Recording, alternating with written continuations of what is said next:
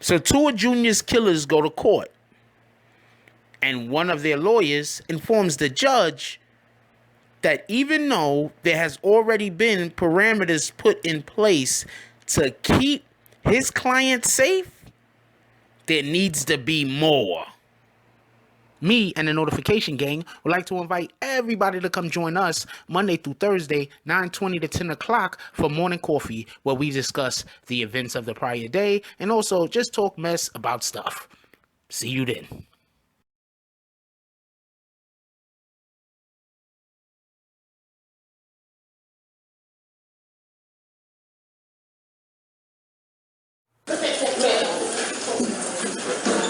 Be seated, everyone. Stay seated.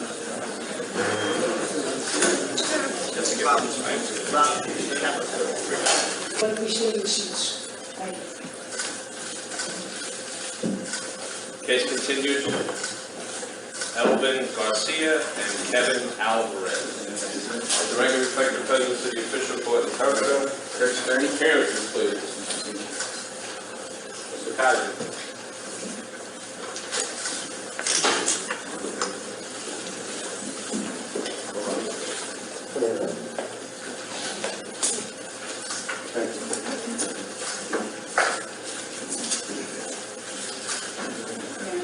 Appearances, please. Stephen. Good afternoon. Appearing for Kevin Alvarez, 912 Portel, 177 Wadsworth Avenue, New York. Good afternoon, Your Honor. Good afternoon. This is Stephen Kaiser, 3224 Grand Concourse, Belgrade City. Good afternoon. Good afternoon. Assistant District Attorney Morgan Dolan for the Office of the District Attorney. Good afternoon. All right, let's arraign the defendants on indictment for murder in the second degree. As to Garcia, murder in the first degree. As to Alvarez, murder in the second degree. Alvin Garcia, District Attorney of Bronx County, has filed an indictment charging him with the crime of murder in the first degree and other related charges under indictment number 1053 of 2018. How do you plead, sir, guilty or not guilty?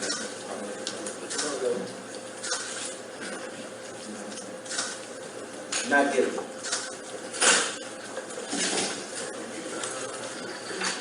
Kevin Alvarez, the District Attorney of Bronx County, has filed an indictment charging him with the crime of murder in the second degree and other related charges under indictment number 1453 of 2018. How do you plead, sir, guilty or not guilty? Not guilty, sir. All right, defendants arraigned and to pleas of not guilty. Are the people ready? Yes, Your Honor, people are ready. Defense motions by August the 22nd. People's response, together with a copy of the grand jury minutes for inspection by September the 19th.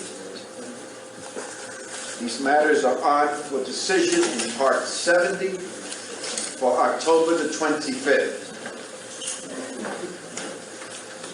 Anything further? Yes, sir. Yes. First of all, I'd like the record to reflect that as assigned counsel, I applied for and was assigned my appointment for a forensic pathologist to help assist in the development of our defense, which the court appointed for us. Secondly, there has been requests made by the media, several media outlets, to interview my client while in jail. I had spoken with a representative of the legal division of the Department of Corrections, Ms. Mello, who I had given my firm refusal for anybody to attempt to talk to my client while he's being incarcerated and held at the mercy of the Departments of Corrections. The reason why I bring it up is because I got a call over the weekend from an employee at Rikers Island that there were several media requests to interview my client, seemingly ignoring my refusal that I had given to Ms. Mello that she was supposed to distribute to all the different jails. Be that as it may, my client knows not to speak to any reporters or what have you to talk in any way about the case. And he will not be talking about the case with anybody that comes by. Your Honor, if I may as well. I'm not. Go ahead. Okay, thank you, Your Honor. Now, my client needs a separation order from one of the co-defendants. He is in terrible peril in the jail system, so much so that the New York City Department of Corrections saw fit to move him to a facility outside the 5 boroughs for his own personal safety. So we're not making this up, Judge. And I would need a separation order from co-defendant Rivera in particular. Thirdly, there was some reason why my client had to go last. That was told to me that was some kind of security concern. I don't know anything about it. However, if it is something in conjunction with the threats that he's been receiving and the necessity to keep him housed outside the 5 boroughs of New York City, then I would ask you to take that also into consideration. Thank you, sir. What is it that you are requesting me to do? What was that? What is it that you are requesting of me? I'm requesting a separation order from co-defendant Rivera. Well, isn't he housed outside of New York City? Yeah, but there's also a co-defendant that's also housed there. And while we're on the subject of where he's being housed outside the city of New York, if you go on the internet, you see no information. They won't tell you where the facility is for his personal safety, which is logical and reasonable. However, I read in one of the newspapers that exactly where he's being held outside the city. And Well, that's not right. I cannot control how I the understand. media gets their information, Mr. Kaiser. I understand, Judge. I just want the record to reflect all of this and to keep him apart from Rivera. Well, look, I think you should make your application to the legal division of the New York City Department of Correction, and if an order lies, I will entertain it, or Judge Neary will entertain it. Thank you, Your Honor. You're welcome. Mr. Montero? Your Honor, nothing further. Nothing further? Very well. All right, remand continues. Thank you, Your Honor. Thank you. Your Honor.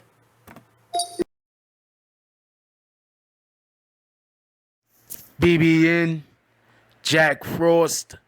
What's up, party people?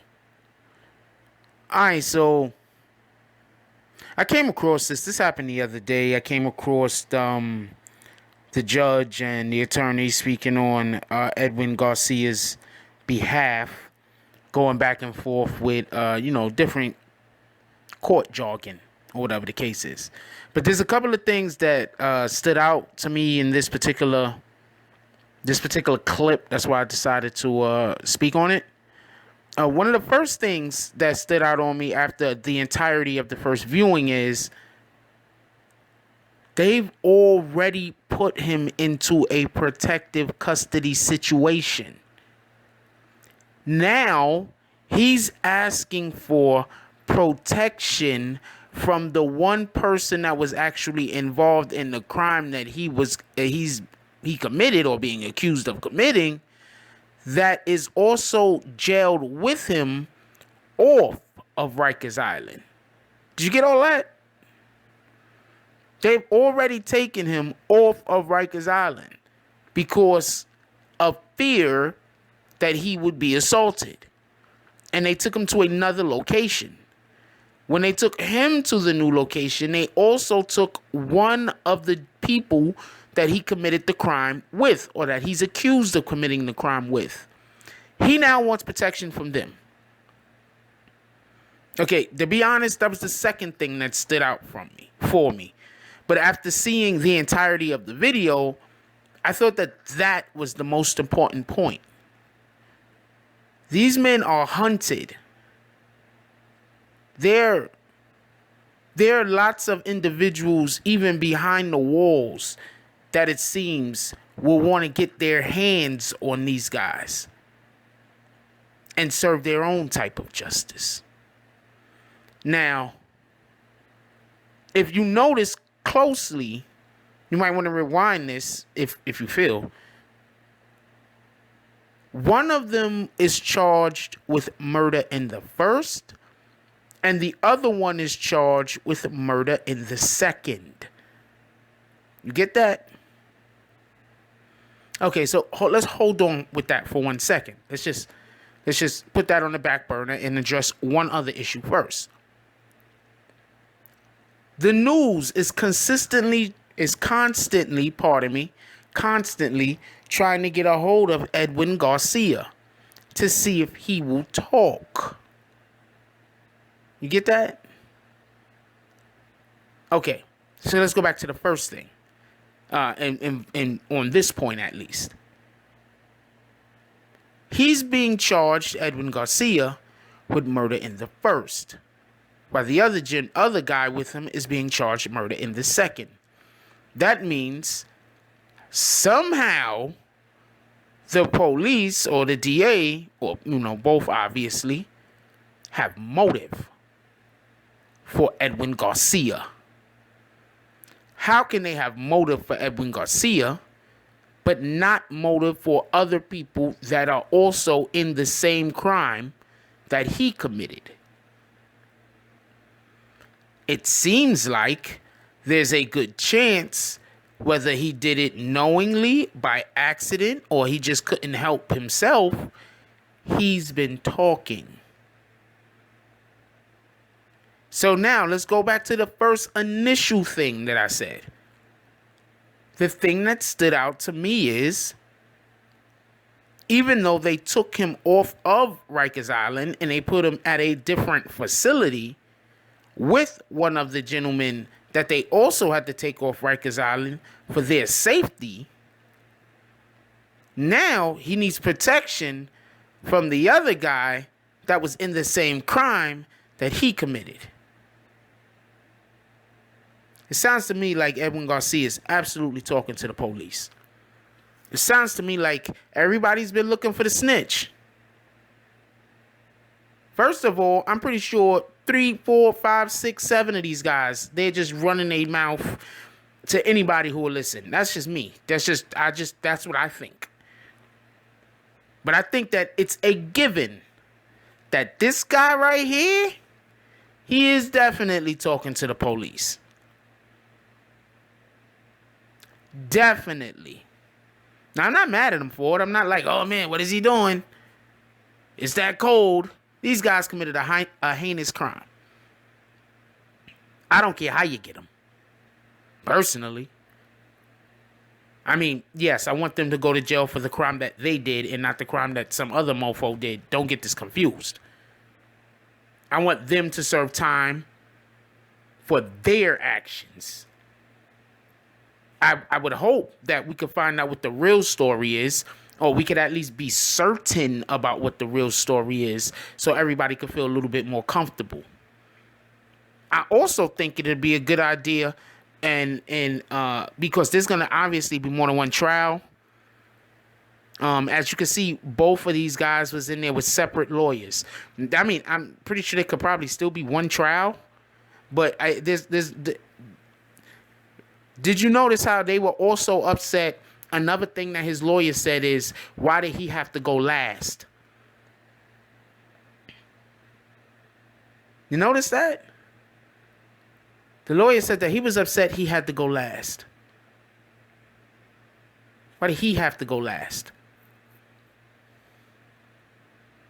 These are just things that I myself find a little, points that I think people should pay attention to, because they'll come up later.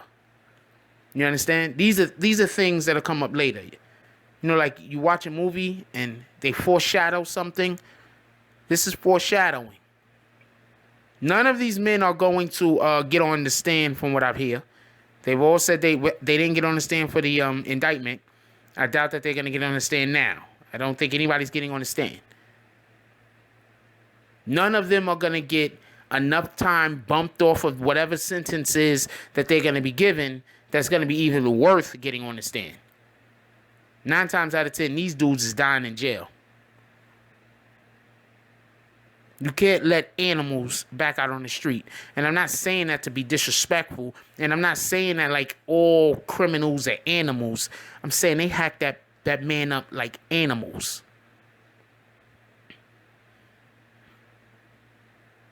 They didn't even have a personal. See, let me say this. See, if this was about the girl and it was a mistaken identity and the girl lied and they went there and they did that, I'm still like, wow, I can't believe y'all guys did that. But at least then I could see how y'all was so emotionally corrupted to do such a heinous act, even though I 100% am against it. Don't get confused. I know there's people that sometimes when you try to say something, and if you're not as blinded as they are, they immediately say that you're for something. I'm not for shit.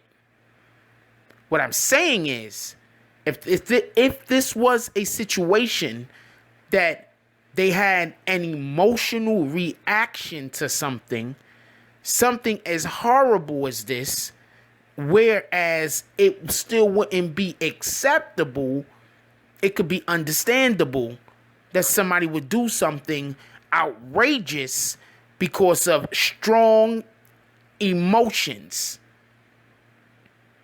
So now if this was just gang violence, just going after another gang member that you don't know, never saw before, have no idea who this person is, you're just hopping out on gang members, and it's not shooting, it's not even just a stabbing, it's a hacking up of a person, then we definitely 100% need these motherfuckers off the street. Because that means that they're liable, pardon me, to do this again and again and again. Whereas if it was an emotional reaction, there's a good chance that it was a one-time thing. I am not defending them. I know that there's going to be people in the comment section saying that I am. Because, I don't know, man. Ignorance is just prevalent nowadays in this world. There's just so much ignorance. I'm not defending them in no way. I'm also not saying what they did was okay. Now, I've said that about 4 or 5 times, but I'm still pretty sure somebody is going to accuse me of that. This is the internet, by the way. So, whatever. But my point is, he didn't want to go last. The other kid that was in there with him is getting murder 2, while he's getting murder 1. They can't get you for murder 1. And they didn't say murder 1 and murder 2, by the way. They said murder 1. You understand? So they have a, what do you say, motive for him. Because murder 1, you have to prove motive. You have to prove the person had a predisposition to kill this person, like not a predisposition, but a person planned. It was a plan to kill this individual. You understand what I'm saying? Murder 1 is basically a plan, like you had a kit, or you wrote down diagrams, or you Ocean 11 this shit. That's what murder 1 basically is. You killed someone on purpose and you intended on killing them, and you put something forth to cause for the person to be killed. You understand what I'm saying? Murder 2 is more like accidental, or it's basically manslaughter. That's what murder 2 is, manslaughter. Let's say you driving your car, you mean to hit the person with the car, but when you hit the person with the car, you also killed them. But you didn't mean to kill them. You had no intentions. I have no idea how they could even say somebody hitting another individual with a machete is murder 2. But at the end of the day, they can't, if you can't prove intent, or you can't prove that they were planning, you got to go with murder 2 to make sure that you get the conviction. So that dude is getting murder 1 means that he talked. They had to have gotten some kind of confession out of him. Because anybody else saying something is going to probably be closer to hearsay.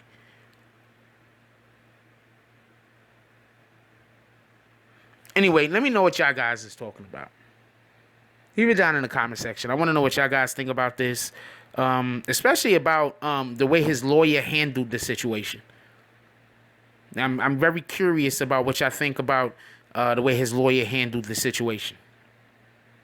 Anyway, like, comment, subscribe. Join the notification gang. Hashtag Bronx Bombs. Let's get it. I love y'all. Take care of each other. Hug the kids for me. I haven't forgot about you. And that's all I got on this one.